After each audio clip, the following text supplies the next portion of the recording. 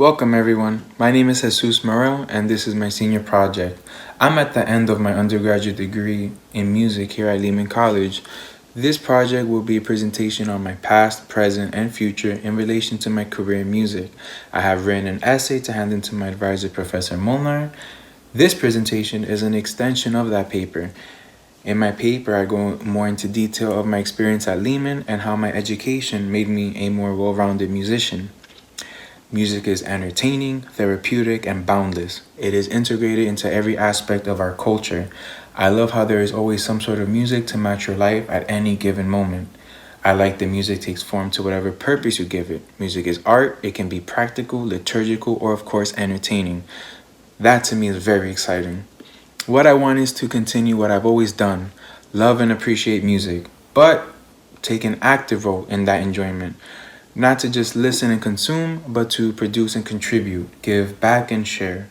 I want to perform music and create the passion projects that keep circling in my head. When it comes to my future, I am unsure of what to do with my life and this degree I'm wrapping up. Sounds alarming. I have some ideas, but everything still feels open-ended. I know I want to be a musician, so this all becomes, how can I live a sustainable life as a musician? I look up to role models such as Wynton Marsalis, Arturo Sandoval, and I'm looking at their careers and life to emulate some of their success in this career path. They have high critical acclaim with reputations that precede them. Their skill level is what I would say I strive for. How should every other musician, like a beacon of light. Two of my interests in a career path are being an educator or music therapist. Both of these paths require a higher level of musician than where I'm at, and of course, higher certification requirements. I must think carefully before I choose a path and better prepare myself professionally. To help focus my options, I interviewed Eganam, Segbefia, and Concetta, Tomaino. I asked them questions based on their areas of expertise to help shed light on the path I can take in the future. My time as their student might have been short, but the advice and lessons they taught me were timeless. For these upcoming interviews, both participants gave incredible and thorough answers that helped me shape the next steps that are to come. These comprehensive answers had to be cut a bit short, but that doesn't take away from what I did learn if certain things didn't make it to the shared highlights. So maybe think of this as an invitation to my conversation with Professor Concetta and Eganam Ego Segbefia. I mentioned in my essay that I'm bummed out I couldn't do a senior recital. I'm just not ready to plan and direct a performance myself. I still want to share where I'm at now. I'm presenting a demo for you and something for me to look back on. This will be in between the two interviews. So look forward to that. Without further ado, I hope you enjoy. Here's my presentation. I noticed you changed your name from Ego to Easy 360. What was your thought process behind that? Actually, Easy 360 came first. I got the nickname Ego when I was younger. I think I was about 16. I joined a drum and bugle corps, and people were having a hard time pronouncing Eganam. So they just said, we're going to take the A out, the A-N-A-M, take that out, and then we'll put an O. And we'll call you Ego. So I was like, all right, that sounds cool. So I was like, I need to come up with something that's easy for people to remember. And so I was like, well, why not use Easy and 360? You know, Easy 360. 360 is the circle of a circumference because I believe the world is, it's a sphere. What goes around comes around. 360 is circle. There are no jagged corners, So I figured Easy 360. So I started to think, I was like, one day I'm going to be famous. I'm going to be rich and famous. And I don't want Eggo Waffles to come after me because my name is, at the time I was spelling with E-G-G-O. So I decided I'm going to take out one G, but then it's spelled ego. And I was like, how can I still work this? And it just so happened that if you put an accent over the E, you have ego. So I believe myself to be a very humble person based upon my experiences. I'm very grateful. I think my personality is the difference of, or the opposite of someone who's egotistical. I'm not saying that I'm perfect, but I try to be humble, I try to be grateful, and I try to be, content with what life has given me. And not 100% content, like 90% content, but always pushing myself to be better in that 10%. And so I felt that Ego was good. Ego was stick, and it sounded good. Coming to the stage, we have a live trumpet player, Ego. Yeah. It's just that I like Ego. I like the ring. It's marketable, just as Eganam is marketable, so I can market both of them. I start making T-shirts and all that good stuff. You know, I'll put Ego on the front and put Eganam on the back, or put Eganam on the back on the front and put Ego on the back. You know, Definitely. yeah. So that's where the history of Ego and 360. I noticed you use the mellophone at first. Why would you change from that to trumpet B flat, and also to extend what's just your experience with the brass family? Because And that's where, you know, I continued that journey as a trumpet player until today. Now with other instruments, as a trumpet player, when I studied classical music at Manhattan School of Music, we have to be equally adept in playing the C trumpet, B flat trumpet, E flat trumpet, which, you know, sometimes you can just change the slide to a D trumpet, and then play the piccolo trumpet. So and it's because of the repertoire they were playing, depending on the stylistic time of the century. If you're playing Baroque music, you're going to be using a lot of piccolo trumpet because the music is really, really high. Then when you're in the golden era of the trumpet with, you know, the Hummel trumpet concertos, those were written for E flat trumpets originally. But now, you know, you can play it on B flat. And as time continued to evolve and the instrument makers evolved as well, then, you know, the B flat trumpet became more prominent. And so in the 20th century, you know, when you're looking at the history of things, the B flat trumpet became the first trumpet that you learned. I've never played the trombone. I played a little bit, as I said, of the baritone, but the fingering systems are the same. So it's just understanding how to read the bass clef and their relations with each other. Never played it. My next question is, how do you deal with days where you realize you have overtrained or overstressed lips, or maybe relax? I play every day, or I try to play every day. Sometimes my schedule doesn't allow me to play every day. But on days where, like, I have like a really high demanding trumpet day, the next day, if I have to play, I spend maybe an hour just on middle G, you know, to kind of bring everything back down, to focus the lips, because it's a muscle. It's like when you go to the gym and you do bench pressing and you tear all these muscles in here. You know, you can go to the gym the next day and do push-ups, but it may be to your detriment. But you can go into the gym the next day and stretch those muscles. You're still activating it, but you're stretching it. So it's the same thing with your lips that you're doing. So once I started to use the Collins to Lip Flexibility book, I stopped hurting myself, because the Collins Lip Flexibility is the red book. It helps you to be able to play in the upper range. And, you know, it's like what I tell my students is that lip slurs are like crossovers. You know how basketball players have their crossover. Like breaking ankles? Yeah, you break an ankle. You're not a basketball player if you don't got a crossover. If you don't got a killer crossover. You get your videos. What is your creative process like?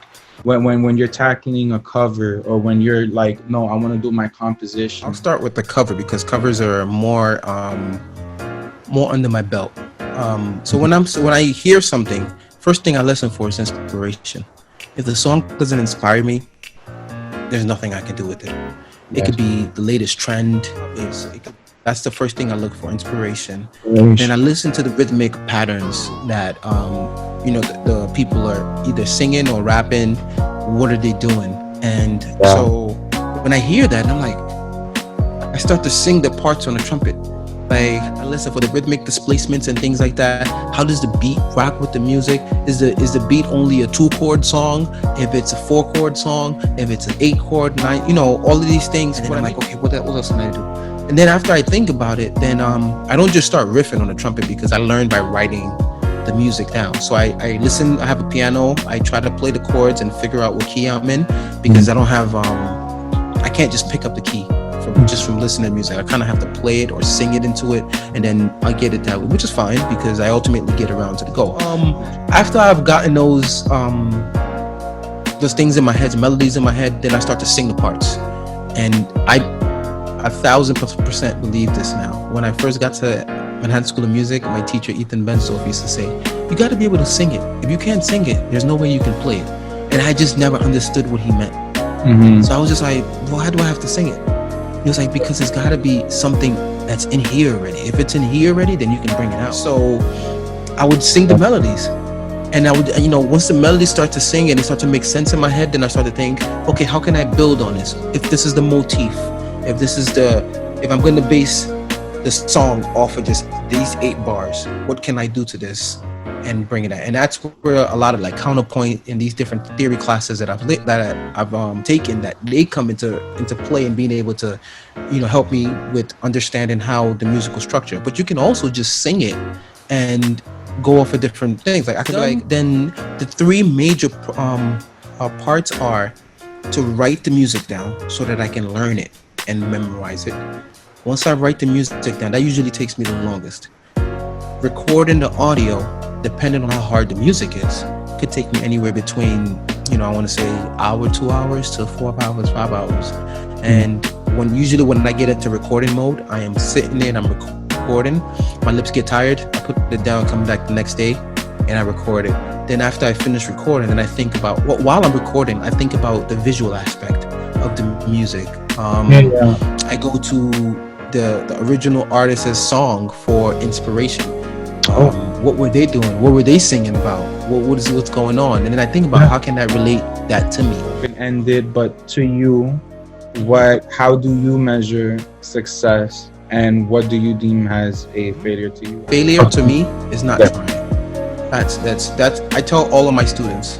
A lot of students that come to me like, I can't do it. I don't like. If you're gonna sit there and you're not gonna try it, and that's the only time I tell them that I'm ever gonna be upset with them, if they just choose not to try it, because you just accepted no. It's like a question that is never asked. That's my failure. Now success, to me, is very simple. When you go to sleep at night, or before you go to sleep at night, and you think about your day, you think about what you've accomplished for the day, the goals you set out to accomplish. If you set them, what's important to you? Your family good? Your family's good? That's good. Everybody's healthy? That's good. Money is a tool, so you pay your bills. You use the tools to pay your bills. You're good. And 4, are you pushing yourself? If you go to sleep and you're like, I didn't give him 100% today, but you know that you can get up and give it 100% tomorrow, then yes. In this day and age, What did you learn from a performance you were not proud of? And what did you learn from a performance you were proud of, if that could feed off of each other? So I'm going to boil it down to this one sentence. When you fail to prepare, you prepare to fail. I've had performances where I was just like, I didn't do it. And then I think about it. Did I prepare myself? I didn't prepare myself, so I failed. And the performances, I was like, wow, that was really good. I look back at things and I really prepared myself for it. So it all boils down to that one sentence. When you fail to prepare, you prepare to fail. Who has been your role model in classical music, in jazz, in pop music, or just I look up. Growing up, I listened to Wynton Marsalis a lot. I still listen to him. I listen to Maynard Ferguson, Arturo Sandoval. As I started to get older, I started to listen more to what's this guy's name? Chris Bodie. And then there's another guy. He's he's well known in the South. His name is Charlton Singleton. He went to the same university that I went to. He came to give a performance. I was student teaching, and he had a CD, and he signed it and gave it to me, and I listened to it, and it was one of the best jazz CDs I've ever listened to. As far as inspiration outside of music, my big bro Nana Boatin, he's a fashion designer. I absolutely love fashion. Fashion is another form of self-expression. And fashion is a way of telling who you are before you open your mouth. When people see you, and as a trumpet player, you need to be versatile. You need to be able to play all styles of music. And the same thing in fashion. If you can only wear a suit and look good in a suit, then to me, I'm like, whatever. If you can only look good in streetwear, then I'm just like, whatever. If you can only look good wearing Chelsea boots and doing the country kind of Western kind of vibes with the motorcycle jackets, then I'm just like, But if you can put all of those together and make them look good, now we're talking, because these are different layers. These are like colors. These are personalities. Think about music. How is your process when collaborating with other musicians? Number one, patience. Everybody's not going to move at your speed. You're not going to move at everybody else's speed. So, patience, connection. You know, you kind of both have to connect with each other, because you can't just get up and do music with anyone. If you, regardless of anywhere you go in this world, regardless of what God you pray to, what you believe in, it doesn't matter. Your favorite color. Everybody everywhere respects someone with the work ethic and a good attitude. Think about it. Everybody wants to be loved and respected. If you want to be loved, you gotta have a good attitude. If you want to be respected, you gotta have a strong work ethic. Yes. You know what I'm saying? So those are the two things. Touch upon it a little bit. What advice do you have for those trying to follow in your footsteps? You already 3 eyes. 3 eyes. 3 eyes. Yeah, 3 eyes. The first eye is imitation. The second eye is innovation, and the third eye is invention. It's going to be different. Now you look at musicians, you look at jazz music. What's the first thing somebody tells you when you say, I want to learn jazz? And I think I would say number one, listen. Because when you listen to them, you hear what they're saying. You try to imitate it. You try to transcribe those solos. As soon as you transcribe those solos and you're hearing it, then you start to be like, you know what? Instead of going to that note, let me try if I go to this note. That's innovation. Then now, when it's your turn to get your solo, then you invent. Yeah. So these are 3 levels of growth. And so anybody who is going to be a musician or anything in life, you got to understand the history of what's come before you. There's no way you can push the culture of any culture forward without understanding the history. Once you understand the history, then you understand where it is. Then you have to learn to understand where it is in present day, present form. And then once you understand that, that's the innovation. Then you look to the future and then you ask yourself, how can I invent something that's going to be substantial? What is it like? My next question is, what is it like to be performing on Broadway? How'd you get the gig, pretty much, you know? Like, how is it? Performing in Broadway, like my first performance was very scary because there is no audition. The audition is the gig. So you play the gig, you get to get the thumbs up or you get thumbs down. That's it. Yeah, so it's cutthroat like that. Yeah. I did a competition in 2017 or 2018, I believe. And I met this guy named Wayne Dumaine, and he was one of the judges. That was the first time I ever met him, and needless to say, I came in last. But he took a liking to me, and he was just like, man, I see a lot of growth that can happen. Work on some stuff, you know, we exchanged numbers. And I didn't really follow up on him, you know, because I was in school at the time, and I was just like, all right. And I added him on Facebook, and so but he sent me a message on Facebook. He's like, hey man, I play My Fair Lady at Lincoln Center, and you know, I need a sub. Are you willing to do it? If not, you know, if you are, I'll send you the music, you learn it, and then that's it. So I was just like, all right, cool. I didn't know at the time that I was going to be playing at Lincoln Center. It didn't hit me until maybe I was like a month in already.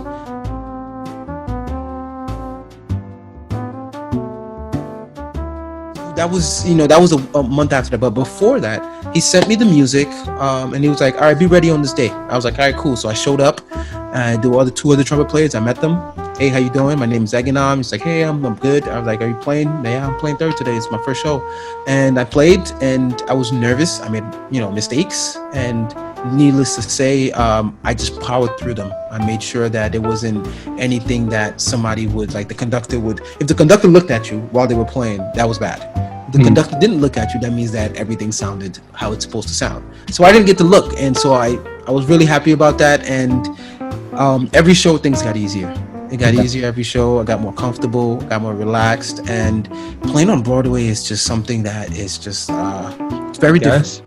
People don't tend to get into music for the money, but what would you say is the most stable choice for a musician to make a living? Sorry about that. Some people have don't have it as easy as I do, meaning they don't have the stability, the rock, Yes. and sometimes they have to be the provider, and you have to think, I gotta get a job, because I gotta pay the bill. I'm not gonna have anywhere to stay, and music is very unstable until you get stable, and you kind of have to keep chipping away at it, unless if you just stumble upon something that's just amazing and you take it and it works out. So I gotta be realistic about it. Not saying that I'm leaving my culture behind or whatever, but I'm thinking about it. I was like, okay, for now, if I'm trying to make an income and make more money, first off, the music has to be undeniable, but second, it's got to be culturally fitting. So that was something that I thought about, and so now that the pandemic has hit, I'm able to transition into originals and creating originals and working towards an album, whereas before that I would just literally be out playing. And so this is more long term, because as I'm starting to realize, it's very dependent on being around people. But if I have originals out and I put them on YouTube or YouTube, or put them on all streaming platforms, residuals come from that ultimately. So that's the long game of the money of the passive income. So in starting a career as a musician, the first thing I would say is practice. And if I haven't said it, practice. Professionals, they say amateurs practice until they get it right. Professionals practice until they can't get it. You got to go at it, and there are going to be people who are going to give you good advice. There are going to be people who are going to give you bad advice. You have to be able to discern that. You have to build thick skin. You know what I'm saying? Do you consider yourself an entrepreneur, and what are some vital skills to selling yourself? Yes, I do consider myself an entrepreneur. Yes. I believe almost every musician, if you want to be successful, has to be an entrepreneur in some way, shape, or form. Yes. And in order to be successful in entrepreneurship, you have to be able to be marketable. You have to be able to market yourself. You got to be able to get yourself into rooms with people who are doing the same thing that you're doing and doing it better, so you can learn from them. What have been the most useful skills for you in the music industry? Or does people skills? Yeah, you gotta be able to talk. And what I mean by talking is not BSing anybody. It's talk from the heart. Be curious to learn about somebody. When you meet someone, like, okay, I just want to know how this person is doing. Then you open a possibility of being able to create a new friend. And as being an entrepreneur, you need friends. You need a network. You need people you can call, like, hey, how you doing? I got this idea. I'm willing to put it to paper. Can you help me out with it? If you don't got somebody you can call to help you with that, then what's the purpose of what you're doing? Your YouTube channel and TikTok are full of amazing performances and collaborations. Are there any that you're particularly proud of? Is there? First off, each and every project that I do, by the time I'm done with it, I can listen to it on repeat all day, like all day. And one project that I'm really, really, really happy about is You're Welcome. I did that with the family, because whenever I do anything, I share with my family group chat first. If I get the thumbs up, then it goes on YouTube. If I get the thumbs down, it ain't going nowhere. You get what I'm saying? Yeah, that's a great support system. Yeah. So, like I said before, I've been blessed to have this foundation. So that specific one, everybody was so happy because their kids were in it. I was able to catch them in their youngest form. When I finally posted the video, they went back and watched it all the time, and this is something that when they get older, they can remember. This is like, oh, you remember when we did that video? And it's really cool. And so to have this, that my nieces, when they get older, they can watch. It's like, that was me. I was having fun, This is something, maybe they'll be embarrassed by it 20 years later, but Yeah. What do you ask yourself before publishing a video for the public? In other words, the criteria and standards to be Eganam approved. Oh yeah, it's got to be the audio got to sound good, video got to look good. It's got to be kid friendly ultimately. If it's not kid friendly, I got to make sure I put in a parental advisory. I have a council of listeners. I have a council of 5 for audio. Okay. So whenever I'm creating anything, I send it to 5 people that are not family members. Mhm. They are actual musicians. They have the ear for them. I trust their ears and I trust their judgment. And Wow. these are people who have never lied to me and have always, give it to me straight head. Yo, Ego, this is dope. All right, Ego, this kind of sounds mundane. All right, Ego, we may need to spice this up. Oh, it's a little too much. Maybe lower the trumpet volume a little bit. Things like that. So, do you have any hobbies outside of music? Just like Exercise. yeah. I exercise. I started journaling not too long ago. That I exercise. I believe in health. I watch movies. I Yeah. find inspiration in movies. I love. It's a book about a professor who has ALS, and his body starts to deteriorate in front of him, and he passes away.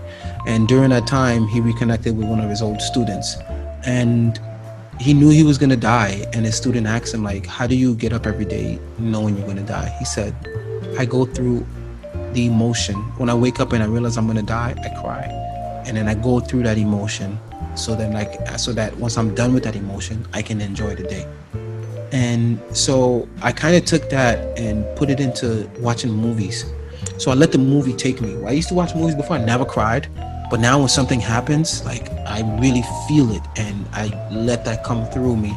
And so I get a lot of inspiration through that. Like, so now every day I try to make sure that I get maybe an hour of playing a video game, and I get an hour of watching the movie. I get at least 3 hours of practicing the trumpet, at least 3 hours of working on logic, at least 3 hours of working on emails, building my business. And I bracket these things down and I try to get sleep. So every day, there's sometimes where I won't have time to play video game, which is fine. And so I prioritize based upon that, but I make sure that I have time to do the things that I feel are fulfilling my heart and fulfilling my mind and fulfilling my spirit every day. Are you where you thought you'd be 5 years ago, 10 years ago, 15 years ago? Like, if you were to look back, are you where you thought? Amazing.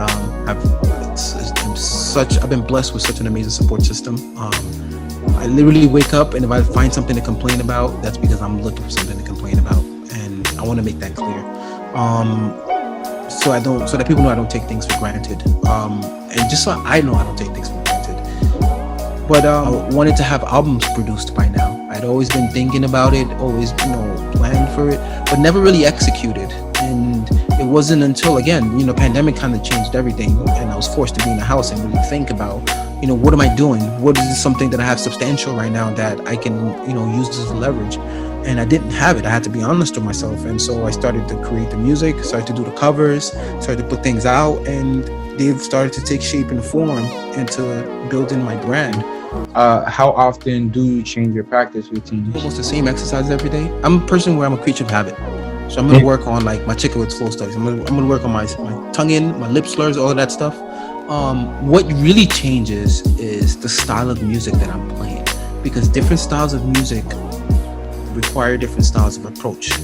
Yeah. But the fundamental of how to produce a sound usually is the same. Listening and playing, I continue to ask myself, what can I do to make this sound better? Am I doing too much? Am I doing not enough? As a 5-year-old, we're going to be able to sing this or hum this tune and things like that. Do you have any preference for classical or jazz, or like a favorite genre, or is it all like no favorite child? I picked up classical music because a lot of my friends were playing classical music, and it wasn't until I got deep into classical music and I was like, there isn't really much of a representation. If you think about it, the famous classical musicians, trumpet players, Wynton Marsalis, a few other, and even Wynton Marsalis went to jazz music because of the cultural aspect of it, because he knew and he realized at that point that, of course, I can do classical music and there's nothing wrong with it, but my people are listening to this music. So my people are listening to this music, then I need to meet them halfway, and then meet them halfway and teach them, and then also grow in that way. So he never just put classical music to the side. He said, I learned this, but my people need this. I am a beacon for my people. I have this platform. So as I'm growing and I'm starting to get my own platform, I need to make sure that I do the same for my people as well. And this is not including anybody else. If anybody is inspired by my music, regardless of your race, creed, origin, I am very humbled and I'm grateful for that the fact that I'm able to be of service to you that way. But if you ask me what my focus is, that's where my focus is. Would you like to plug anything for at the end? Oh yeah, sure. I mean, if you guys want to check me out, I'm on Instagram EAZY360. On TikTok, it's EAZYY360. There are two Y's on my TikTok. Facebook, Eganam, EGANAM. It's manage spelled backwards. It's really cool. So, and if you go on Facebook, I think I am the only Eganam that's probably gonna pop up. If I'm not, the guy with the trumpet in his hand. It's always got a trumpet in my hand. The picture may be different, but there's always gonna have a trumpet in my hand. And more music is to be coming. December 2021, I'm going to be releasing my first album, and Wow. hopefully, people will enjoy that. So today's March 6th. We got about 9 more months to go, and we're gonna make it happen. Yeah, I'm certainly looking forward to it. No doubt, no doubt. Thank you. Thank you. All right, my brother.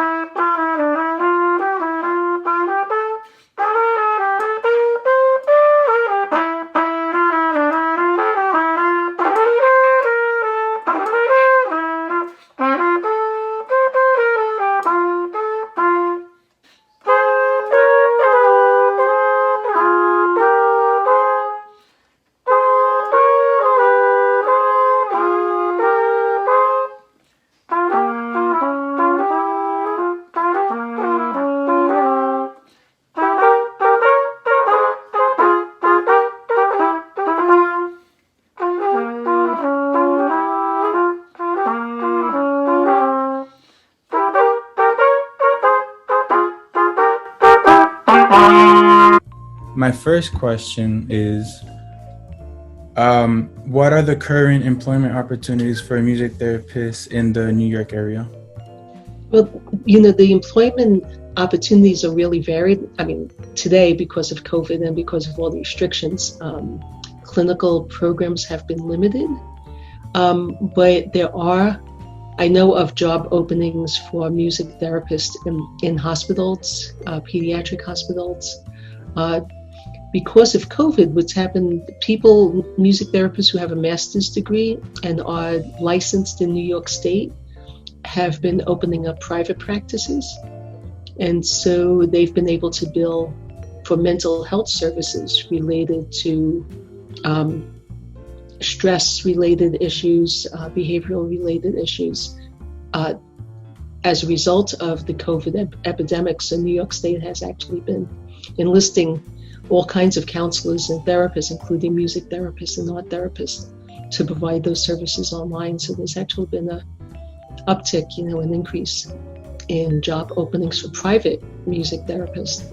After COVID, after things settle down and facilities start to open up again and live patient interactions are improved, then where the job openings presently are in the areas of psychiatry, in hospital situations, in early childhood development, in hospice care. So those are areas that are growing for music therapy, and I see them continuing to grow. What are the academic credentials that are required for certification in New York State?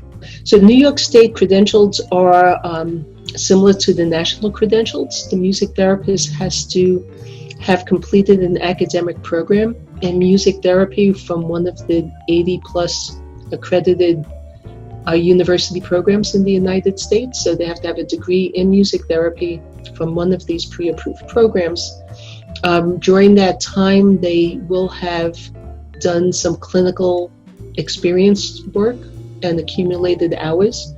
At the point that they complete their academic training, then they undertake a 1,200-hour supervised clinical internship with a special type of population.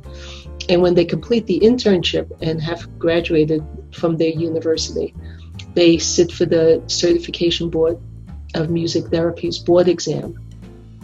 And so they have to pass that exam. And when they pass the exam, they receive an MTBC, which is Music Therapist Board Certified. So that's the national credential now for professional music therapists.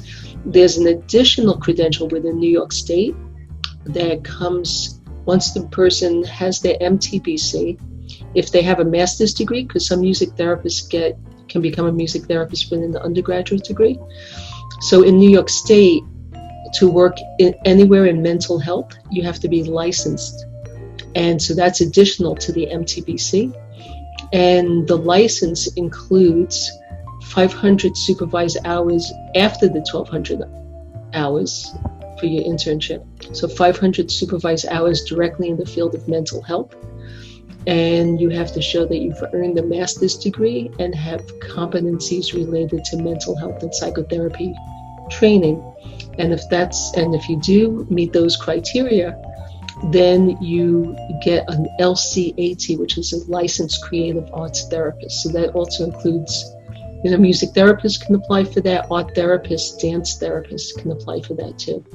But those are all at the master's level and after additional training. So what do you feel, or do you describe yourself more working towards as a medical professional or as a musical educator? Okay, so definitely not educated. I educate people about music therapy.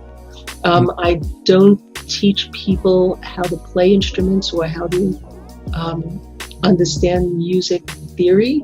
But within my practice, I may have them use musical instruments to facilitate recovery of function after some kind of medical problem. So it could be that they can't use their hands that well. And so I might have them do scales on a keyboard so I can measure the force and acceleration of that movement to show if they're improving function. My work specifically is within a medical-oriented field. So I work with people who have conditions that require some kind of medical treatment. I'm not I'm a doctor as far as I'm not a medical doctor, but music therapy within my scope of practice is considered within healthcare. There's other music therapists who work within education. There's music therapists who work within psychotherapy, and music therapists that work within counseling and other types of programs, early childhood development, for example. And some music therapists who do teach music lessons, but to special people with special needs, where the music therapy lesson is constructed in such a way that can be tailored to somebody so they can be able to do it successfully.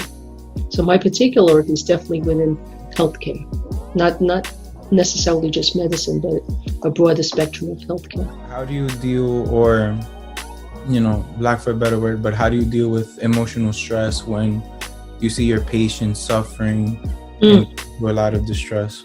One of the parts of training in music therapy and anybody who works in human services is to understand your own limitations, as well as things that you may, characteristics that you may have of your personality that may get in the way of you being a good therapist.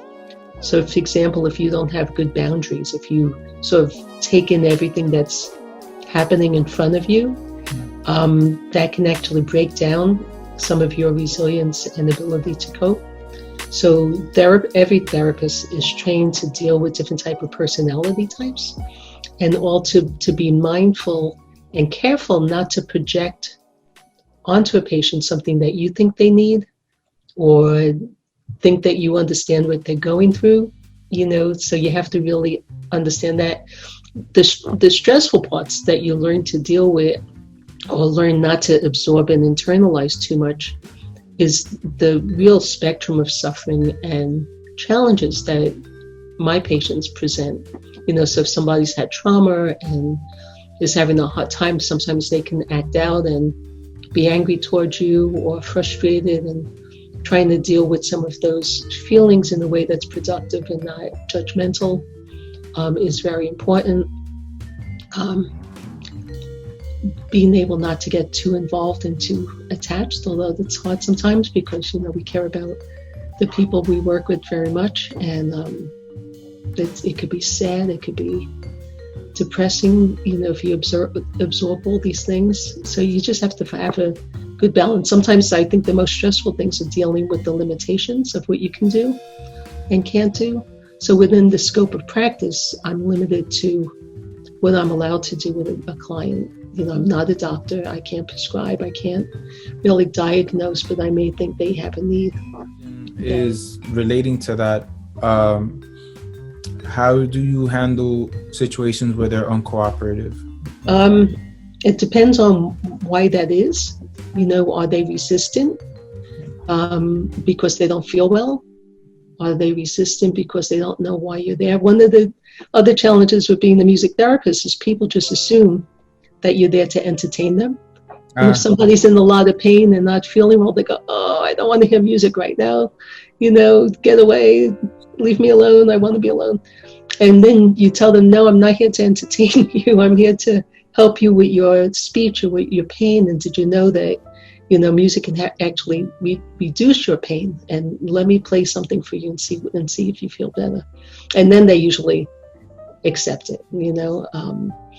If I'm working with somebody who has advanced dementia, like Alzheimer's disease, many times they can't understand why you're there. And so the music therapist many times is like a detective trying to figure out where music is going to reach that person and help them sort of settle in. So it's always, all therapists are trained to navigate those personality types and be able to, be there as in the positive way that helps that person, regardless of how they present themselves, whether it's angry, screaming, kicking, or non-responsive and non-cooperative, or just or passively not actively engaged. So there's lots of things we try to do to get people to actually be in the moment, engaged in a very positive way. But it's challenging. So when you first entered the profession, Was it everything you expected it to be?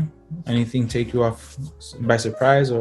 When I entered the profession, it was only 20 something years old in the United States. So the profession started in 1950, and it really didn't even get established in the New York and the mid-Atlantic states until I guess the 60s or so. So I entered college to do my master's degree in 1976, and there still weren't textbooks written. There were very few books. What was exciting to me was the fact that I could sort of bring my interest and develop a music therapy practice that combined my interest, which was science and neuroscience and music therapy. So I sort of brought the field into a different direction and have been able to build from there.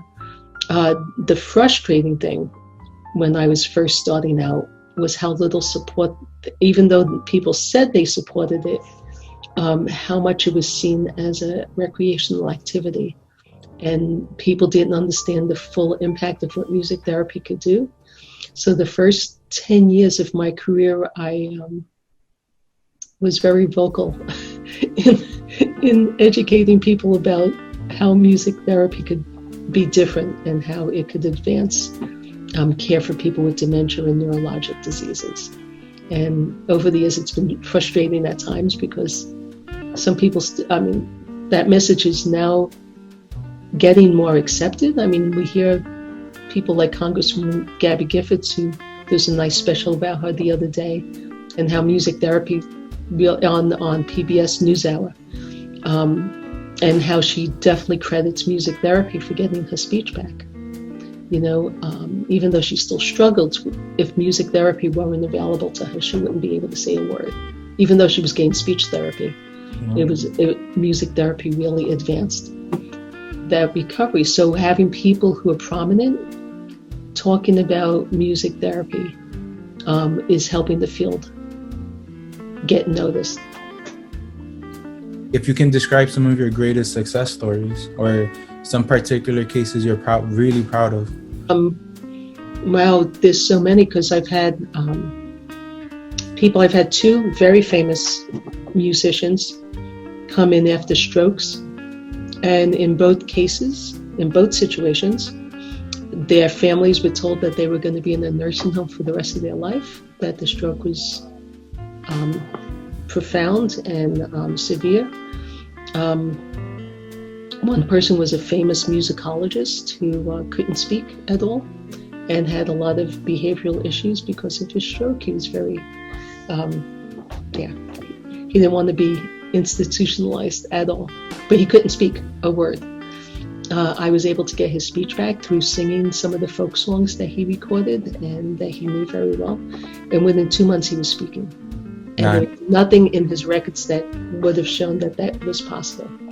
And then the other one was a composer-conductor who was told he'd live in a nursing home the rest of his life, who still has a little problems walking and a little stiffness in one of his arms. But he teaches, I don't know if he's still at Purchase, but he's a composition professor and also conductor, and he still conducts, even though he's a little stiff. He lives home in his own apartment, has been there for 20-something years already, post-stroke, and very active in the music community. So those are two that I can think of off the top of my head that have recovered when the musicologist passed away a couple of years after his stroke, but was able to go home to his daughter and still work on his work. My next question is, how do you choose your research topics, and how do you present your completed research?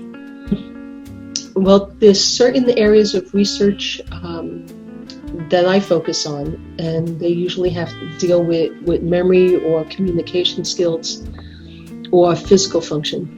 And so if I write or research, it's usually along those areas. Sometimes I get a chance to collaborate with scientists, and so it may be something related to those.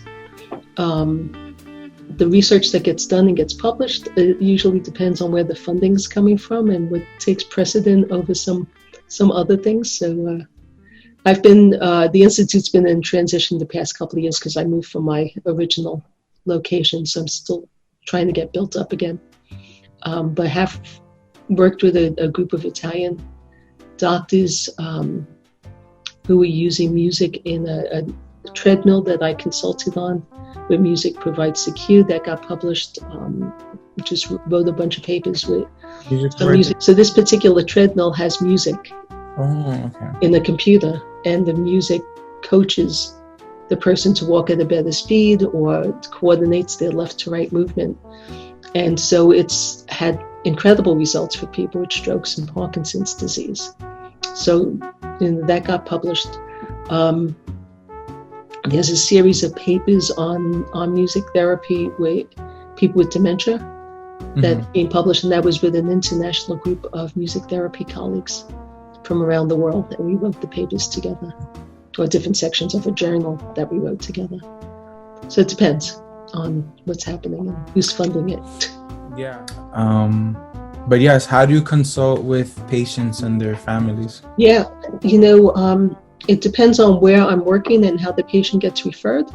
So when in a healthcare situation like where I'm at, usually the social worker, the activities person, or the nurse knows the patient really well and may suggest that they get music therapy for a certain reason. Most of the patients that I see personally have come to me on their own, or come to me because of their family member, or that they heard of me and the Institute from their doctor. And so we have a whole referral process, a very formal process where they fill out a form, say why they were referred, what their current issue is that they're trying to address through music therapy. So whether it's speech or cognition or mood, depression, whatever. And then I do an evaluation and decide how that is. And then in that case, I'm in constant contact with the patient, and if their family members involved, to try to get the family member involved so they can actually use some of the interventions that I'm doing, so they can carry over every day with their loved ones. So if I'm working on speech and communication, if I see them once a week, that's not going to help them recover. They need somebody to sort of coach them every day using the same techniques.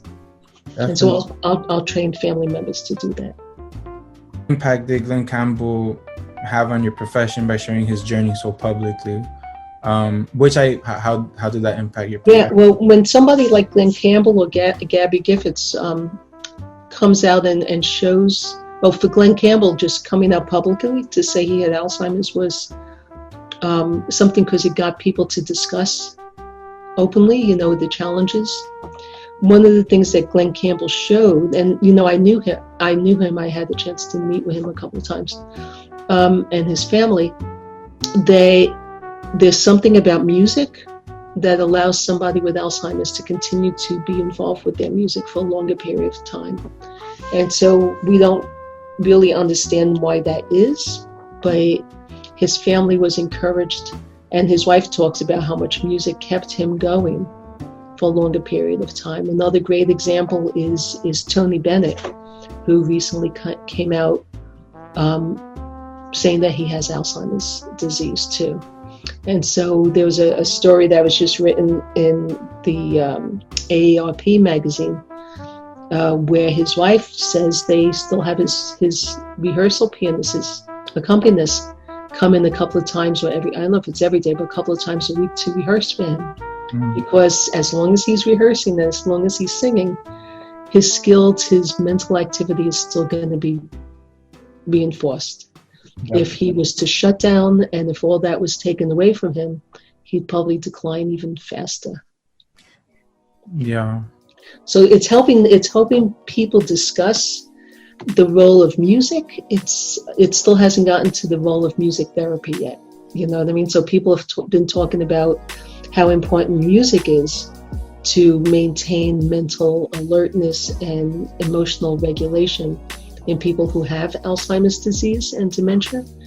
Now the conversation, there has to be, I see that as like an open gate, an opening to lead to a discussion about, well, if music in general can help somebody. Can you imagine if there was a therapist who could use that music in a very targeted way to even help the person more? Knowing that you need to eat every day. And so family pretty much, people will make you dinner and know to do that. But what happens if they're serving you the wrong food? Right. If you're getting too much starch and not enough protein, you need a specialist to come in and sort of balance it all out and help that person be as healthy as they can be for as long as they could be. And so that's where the music therapist comes in. So we're still at that educational piece, public education. How did you start doing this research When I entered the field, having a science background and being very interested in how and why things happen. So I've always been reviewing and accessing everything that I did to find answers for why patients respond the way they do, why does music do what it does. So I think research has always been part of what I do. Whether I do formal research, like whether I actually do a controlled research study or something specific, may not happen that often, but trying to understand how and why music is effective in therapy is something I've done concurrently with my clinical work. And so I think that's just who I am. It's not necessary to be a music therapist. You don't need to do research. Although when people advance in the field, some people end up doing research too. Because I'm so committed to the field advancing, I've always felt that being able to share publicly some of the successes and purpose of music therapy has helped advance the field too. So that's part of my commitment. So it's always been like a balance between research and clinical work. Okay. And how common is depression among patients in music therapy? My assumption would be that it goes hand in hand with anything they're going through, but is that way of thinking wrong? Or no? Mood. People I work with, of course, have had some kind of life-changing experience. Mm-hmm. But mood and depression, it comes with anybody who's had a life change or somebody who isn't able to do things the way they used to do it. So it may not be the kind of depression you think of where somebody's so sad that they can't do anything, that they lack motivation. It could be apathy. It could be like the slowness that happens. It could be a detachment. Sometimes it could be euphoria where the person is overcompensating by, being just happy, but that's not really what they're feeling. They're just covering up all the pain and misery. So just figuring out and trying to figure out with my work, some of the music interventions are very repetitive, are very clear-cut and repetitive so the person can regain a skill. And with people with neurologic problems, if they're thinking too much about what they're doing, sometimes the recovery doesn't happen. So it's always a balancing act too, about whether I address the mood first or whether I provide the music-based interventions that will help them recover function, and what comes first, or can they be done at the same time? So it depends on the patient's ability to understand what's going on, because if they're very cognizant, if they could speak, then I may deal with some of the, with their depression or mood related stuff, if that's going to help them get motivated. But my experience has shown me that if somebody has a physical or speech challenge or something like that, what gets them motivated is seeing them able to do something they didn't think they could do. And once they see that, and once they feel that they have some hope and some of their ability is coming back, then the mood improves with it. But Professor Concetta Tomaino, thank you so much for sitting down and taking the time to answer all of these questions. Thank you so much. It's my pleasure. And good luck. Good luck with your work. Thank you. Well, folks, that concludes my presentation. I hope you learned something from this project. I certainly learned a lot in putting this together. I had never given an interview before this, so hosting 2 interviews was a fun learning experience.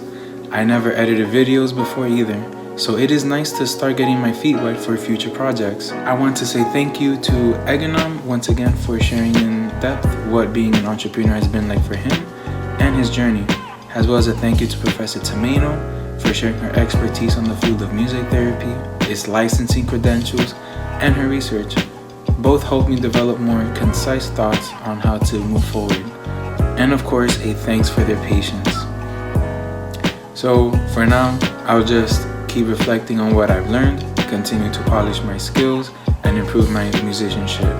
I'm excited to revisit this project and re-record my performance videos with an improved performance and better production value. I plan to add to it as well, but one step at a time. With that being said, thanks for watching. Bye.